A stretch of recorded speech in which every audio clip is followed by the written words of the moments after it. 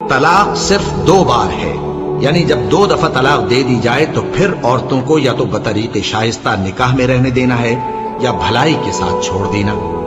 اور یہ جائز نہیں کہ جو مہر تم ان کو دے چکے ہو اس میں سے کچھ واپس لے لو۔ ہاں، اگر زن و شوہر کو خوف ہو کہ وہ اللہ کی حدوں کو قائم نہیں رکھ سکیں گے تو اگر عورت خاوند کے ہاتھ سے رہائی پانے کے بدلے میں کچھ دے ڈالے تو دونوں پر کچھ گناہ نہیں۔ یہ اللہ کی مقرر کی ہوئی حدیں ہیں، ان سے باہر نہ نکلنا، اور جو لوگ اللہ کی حدوں سے باہر نکل جائیں گے وہ گناہگار ہوں گے۔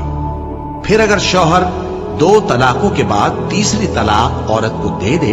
تو اس کے بعد جب تک عورت کسی دوسرے شخص سے نکاح نہ کر لے اس پہلے شوہر پر حلال نہ ہوگی۔ ہاں،